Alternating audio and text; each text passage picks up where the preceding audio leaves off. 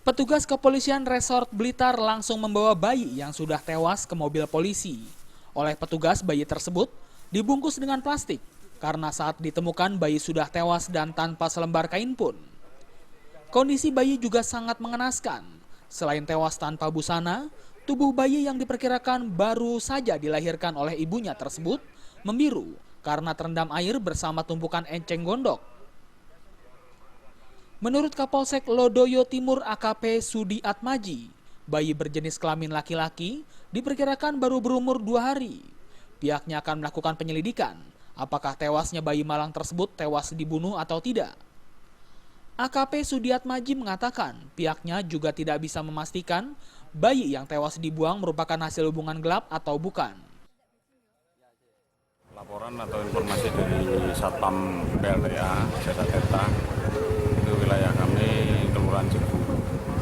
Dapat telepon, kemudian saya cek TKP, ternyata benar penemuan mayat atau bayi. Diperkirakan bayi itu sudah sempurna lahirnya, jadi sudah merupakan anak. Cuma usianya yang belum bisa memastikan, jenis kelamin laki-laki. Nah ini dalam penyelidikan, kami juga nanti upaya, yang jelas saya untuk menentukan korban ini saya bawa ke rumah sakit, saya lakukan otopsi.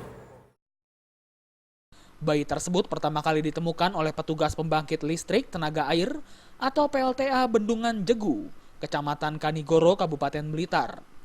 Petugas kemudian melaporkan ke pihak kepolisian dan saat ditemukan bayi sudah tewas tertelungkup saat tersangkut di tanaman eceng gondok.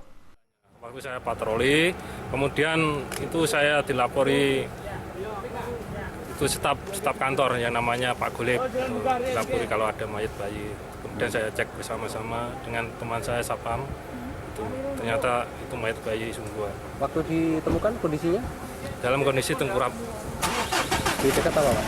Di dekat enceng gondok, sebelahnya enceng gondok. Tersangkut begitu? Ya, enggak tersangkut di pinggirnya. Oh, di pinggirnya? Ya, di pinggirnya. Dari Blitar, Jawa Timur, Tim Liputan melaporkan.